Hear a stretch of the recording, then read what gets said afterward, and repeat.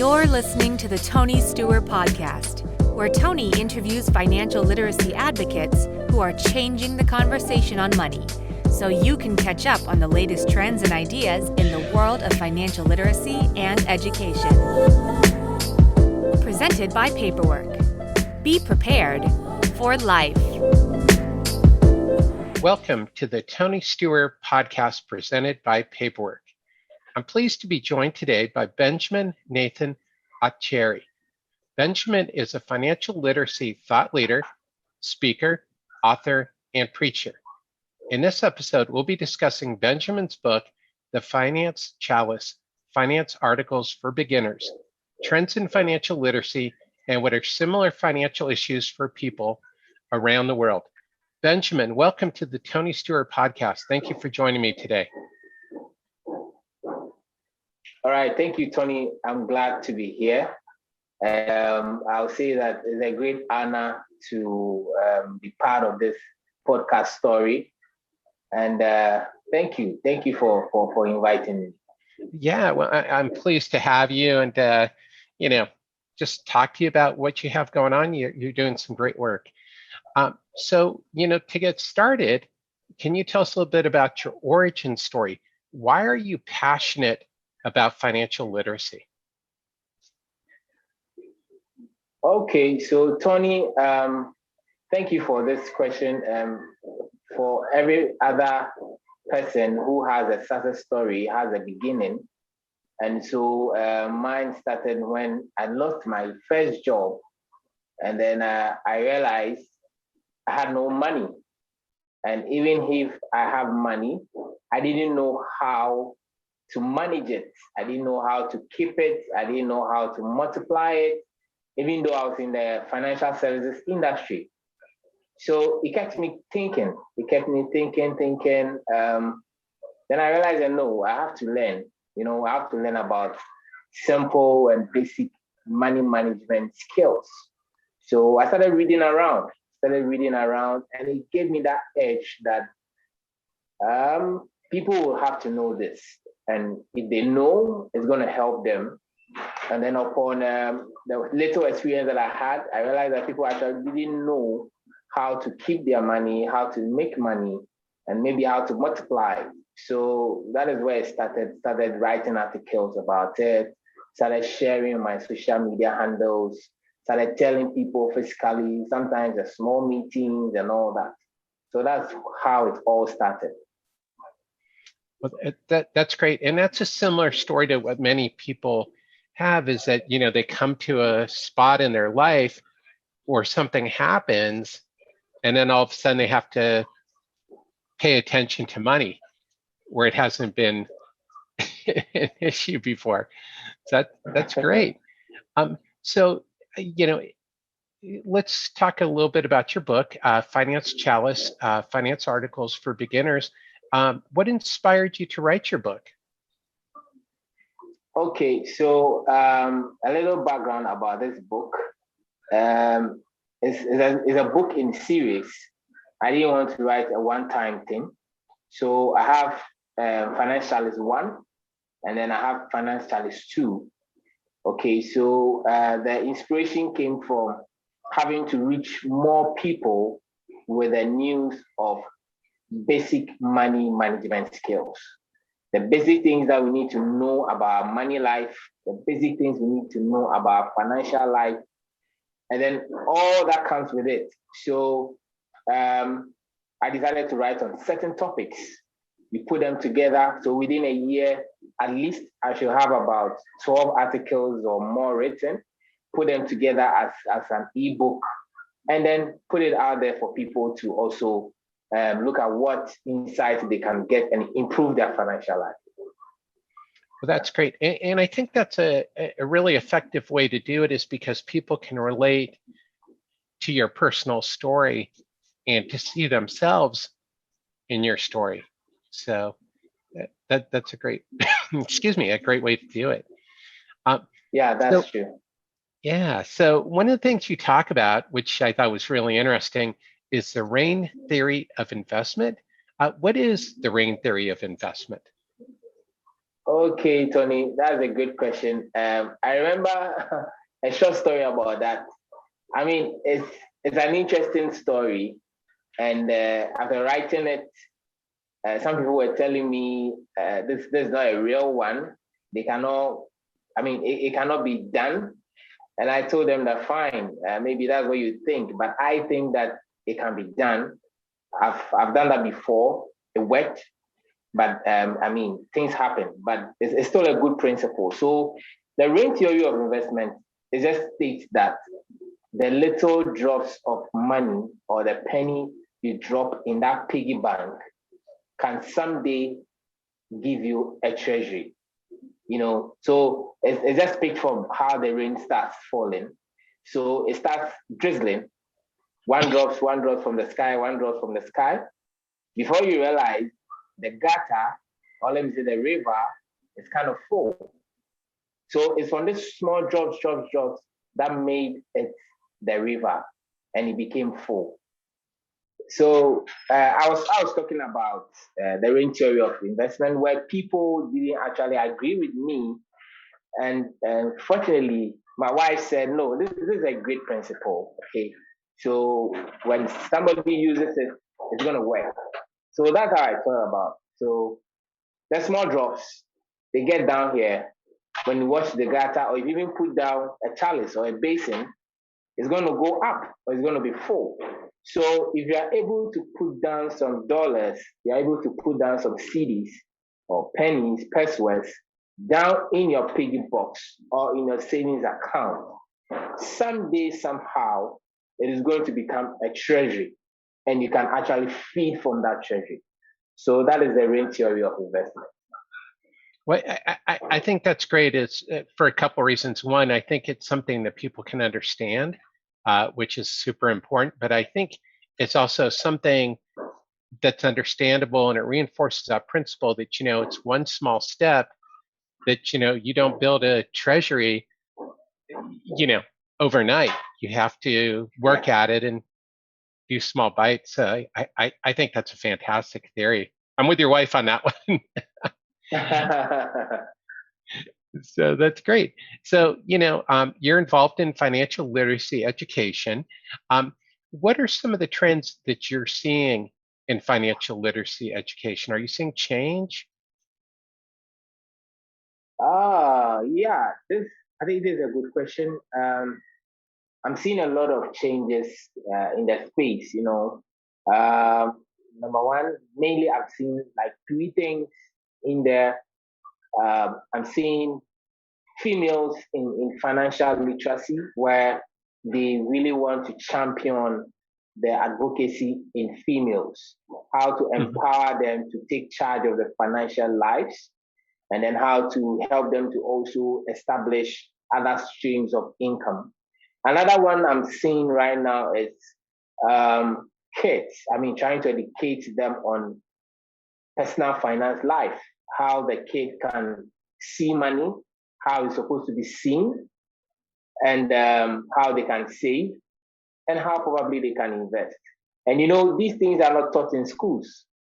There's nowhere in this world that I've seen. I get to read about some states in the US having to advocate for a policy on that, but I've not really seen the realization and implementation. So it's a good thing that is happening in the space. At least you get to teach your child how to keep money, not just to go to school and teach him about life and all that, but you get to also teach him on how money works. You understand? And the last thing I'm seeing around is people have to do a lot of conferences mainly on finances, nothing more, nothing less. So we are talking about finances, and it's finances all the way. All the resource people are going to talk about finances from different angles altogether. So these are the main trends I'm seeing in the financial literacy space at the moment. Yeah, that I would agree. I'm seeing a lot of movement in, people who traditionally the financial services industry has not talked to, I guess, for lack of a better word, and women. children. Sometimes, other ethnicities in the States. So just spreading the word to everyone. But I think it's so important, as you mentioned, for kids to learn about money. Kids are dealing with money. That principle of like, hey, I want to buy a toy, and helping them understand that. So that's great. Have you done any work with kids yourself? Well, no, not yet. I've not done any work with kids, but I keep learning. I keep learning on how you can train your kids when it comes to money, because I have a daughter, and I'm wishing to start teaching her at a stage, because I realize that money management skill is one important thing in life everyone should have. Because for us to even get on this podcast, you will need some data, okay?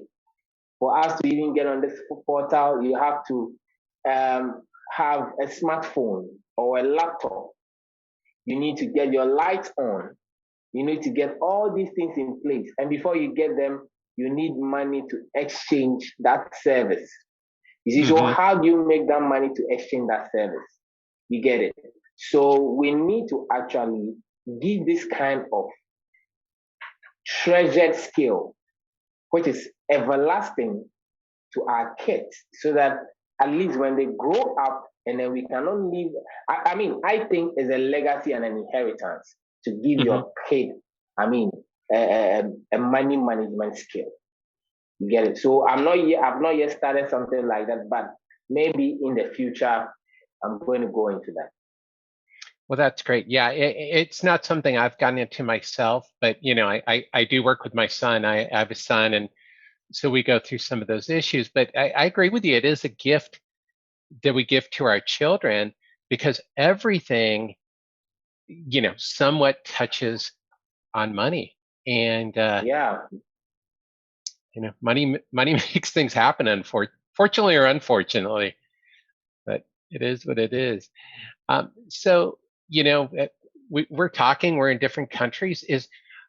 What do you feel are some common financial issues for people all over the world? Okay, that's a very tight question, Tony. For in Ghana here, and probably is the case all over the world, I read more of articles and news from the States, like CNBC, Business Insider, and all those guys. So I realized that the problems there are virtually a reflection of what we have here. So mainly the problem that I'm seeing, maybe let me categorize them into three. Number one is how people can actually create a budget and stay with it.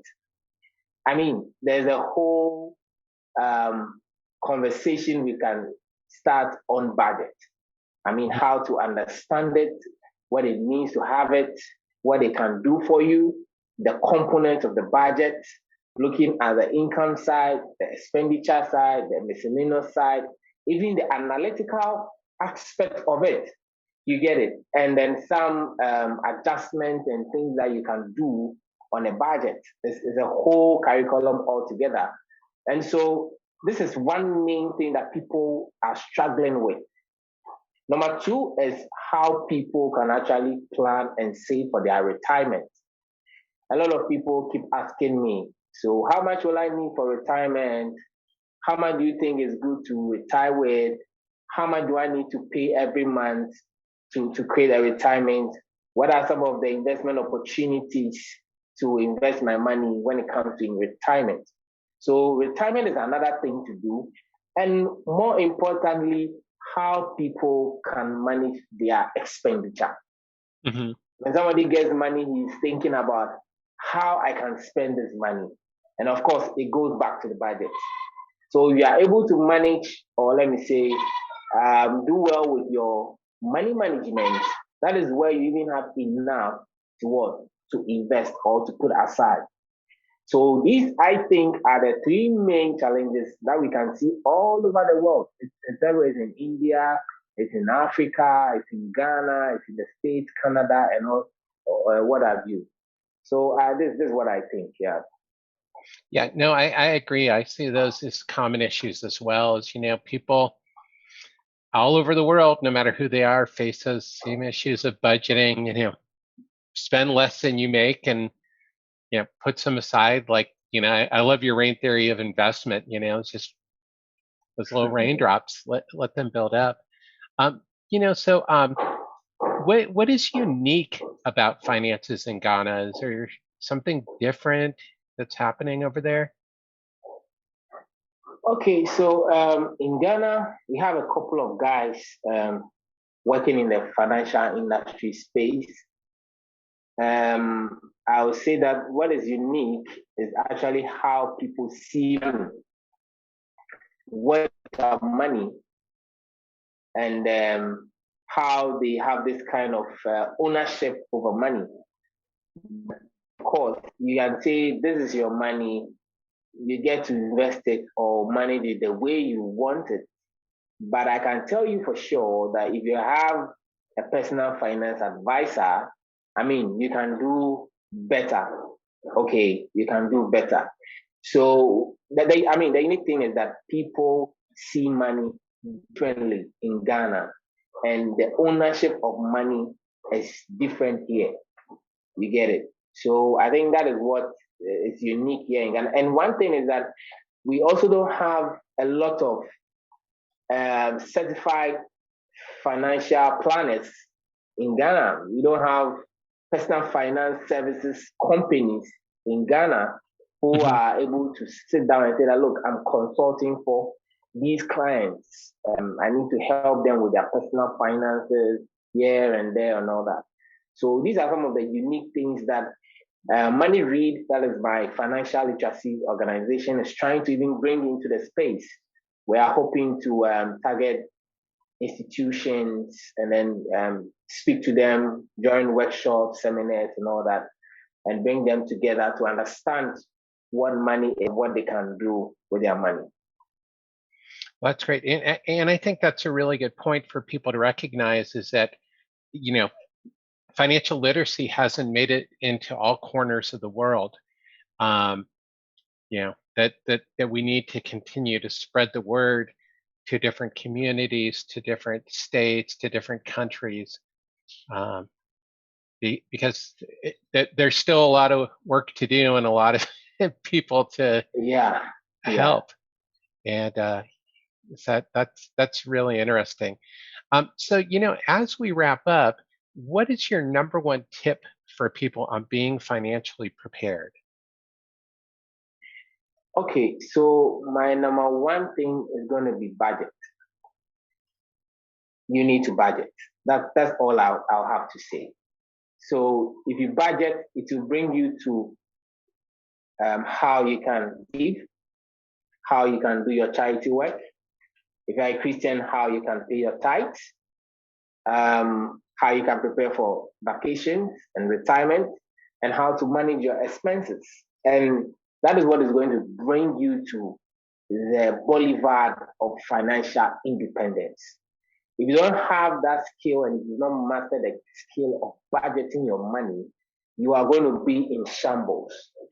And mind you, all those listening, you should understand and realize that financial literacy is a critical and an important block in the foundation of every micro and macro economy. Maybe I should repeat that part again. Financial literacy is the critical and important block in the foundation of a micro and macro economy. What do we mean by this? It means that if you don't have it, if you build that house, it's going to crumble down. So you need to have it. Yeah. Well, I think that's great advice. And that really sums it up is that the first thing is to start learning. To just start on that road is even before budgeting, because you need to learn what a budget is. So That's right. that basic literacy. So that's fantastic. So Benjamin, where can people learn more about you? How can they get in touch with you? Okay, so because of social media, you can get in touch, and you can find me on Facebook. The name is Benjamin Nathan Otchere. Benjamin Nathan Otchere on Facebook, and you can find me on Instagram, Otchere44 at Otchere44. And then maybe you can visit me on my website, www.moneyread.wordpress.com. www.moneyread.wordpress.com. You can send me a message. You can DM me on Facebook, on Instagram, and also on LinkedIn. The name is Benjamin Nathan Otchere. You can just send me a message. I'm going to help you. I'm going to help you with all your money issues, and then you can take it from there. Well, fantastic. And of course, people can find your book on Amazon. So, Exactly. I almost forgot. There's more coming up. I'm hoping to release my book titled Smart Budgeting. So, nice. People can watch out for that. Yeah. Well, that's great. Yeah. And for people who are listening or watching, of course, I'll post all those links in the show notes for you. So that's great. Benjamin, thank you so much for joining me today. It's been a pleasure. Thank you also, Tony. I'm very grateful for this invitation, and then hope to be back here again. Yeah. That's great. Well, I appreciate it. And to everyone out there, thank you for tuning in to the Tony Steuer Podcast. Until next time.